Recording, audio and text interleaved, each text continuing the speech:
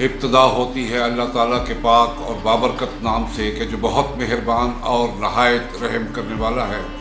آج کی بات پروگرام میں میں ہوں طارق امین خالد ایڈوکیٹ۔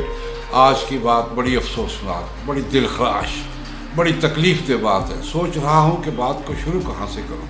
میں نے ساری عمر رپورٹنگ میں گزاری ہے۔ میں یہ دیکھتا ہوں اور سوچتا ہوں کہ یہ بات جو میں کرنے جا رہا ہوں یہ تو پورے پاکستان کے ہر چھوٹے بڑے شہر کے گلی محلوں کی بات ہے۔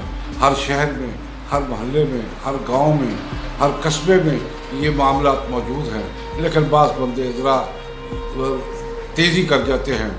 ہوا یہ ہے کہ بہاولپور کے ندیم پورہ میں گلی نمبر 18 کے ایک شخص ندیم اور اس کی بیوی سائمہ جو کہ معاشی مشکلات کا شکار تھے، کووڈ-19 کی وجہ سے آپ کو پتہ ہے کہ کساد گزاری ہے اور کام کاج کم مل رہا ہے۔ ویسے بھی حالات جو ہے معاشی حالات پورے ملک کے بگڑے ہوئے ہیں۔ سوائے 10، 20، 50 لاکھ اشرافیہ کو چھوڑ کر باقی 21.5 کروڑ آدمیوں کا یہ المیہ ہے، کچھ کا زیادہ ہے، کچھ کا کم ہے۔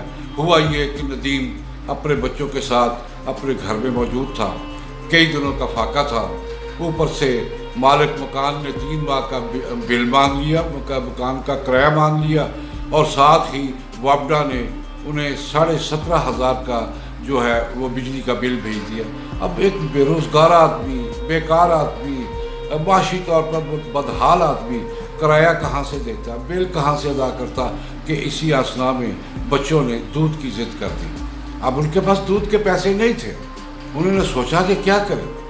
اس نے جا کے چند پیسے جو اس کی جیب میں تھے اس نے زہر خریدا، گھر لایا، بیوی سے مشورہ کیا، الوداعی ملاقات کی بیوی سے، اور بچوں کو زہر پلا دیا، اور اس کے بعد خود زہر پی لیا اور بیوی کو بھی زہر پلا دیا۔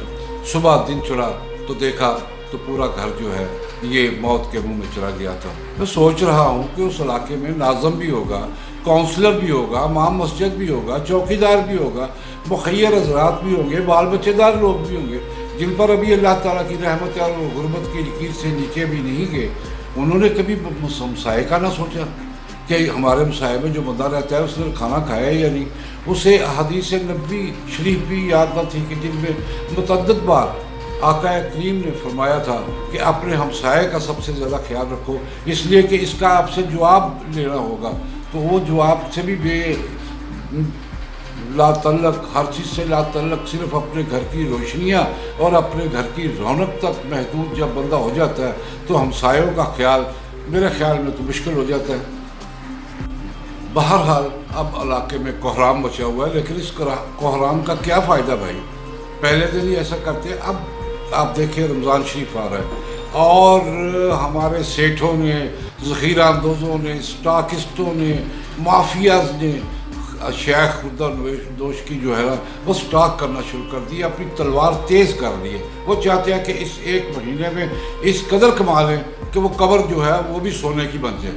تو آپ، میں، ہم سب عام آدمی جو ہے ہمیں ایک بات سوچنا ہوگی کہ بھائی رمضان شریف سے پہلے آپ اپنے گھر کے لیے جو راشن لے رہے ہیں، جو اپنے گھر کے لیے شیخ خردنوش لے رہے ہیں، اپنے ارد گرد 7 گھروں کو، ہمسایوں کو اپنی پاکٹ کے مطابق، ضروری نہیں کہ آپ ادھار اٹھا کے کریں، اپنی پاکٹ جیسی اللہ تعالیٰ نے آپ کو توفیق دی ہوئی ہے اس کے مطابق ان گھروں میں خاموشی سے، فوٹو بنوانے سے گریز کرتے ہوئے، ان کی عزت جو ہے ان کو نیلام کرنے سے گریز کرتے ہوئے خاموشی سے ان کے گھر میں اپنے راشن پہنچائیں تاکہ وہ لوگ روزے رکھ سکیں، عبادت کر سکیں۔ اس سے آپ کو ثواب بھی ہوگا، اس سے آپ کو ایک اطمینان بھی ہوگا، اس سے معاشرے کی اصلاح بھی ہوگی۔ یہ کام ہمیں کرنا ہے، ہمیں گورنمنٹ پر نہیں چھوڑنا، ACDC پر نہیں چھوڑنا، وزیر اعلیٰ پر، وزیر اعظم پر نہیں چھوڑنا، اس لیے کہ ہم سمجھتے ہیں کہ وہ تو اب اس قابل اتنا کچھ کرنے کے قابل نہیں ہے۔ یہ آپ سب نے اور ہم سب نے کرنا ہے۔ تو آئیے آج عہد کریں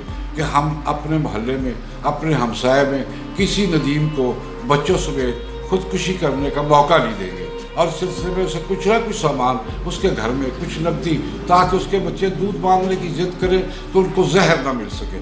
یہ کام کریں خدا کے واسطے، اس کام کو بحیثیت ایک مسلمان کے، ایک اچھے انسان کے کریں جناب۔ اور میں تو بڑا خوف زدہ ہوں، وہ معصوم بچے جنہوں نے اپنے ماں باپ کے ہاتھ سے زہر پیا ہے، اگر وہ بادشاہوں کے بادشاہ اور شہنشاہوں کے شہنشاہ کے حضور پیش ہو کر اگر انہوں نے سوال پوچھ لیا نا کہ اللہ میاں ہمیں آپ نے اس دنیا میں بھیجا، ہمیں دودھ کی جگہ زہر ملا، تو مجھے خوف ہے کہ بڑی بڑی محلوں والے، بڑے بڑے مناروں والے، جھنڈے والی کاروں والے، بڑے بڑے کوٹھیاں والے، بڑے بڑے سیٹ، پتہ نہیں اس کے اگر اس کی زد میں آ گئے نا تو تباہی مچ جائے گی۔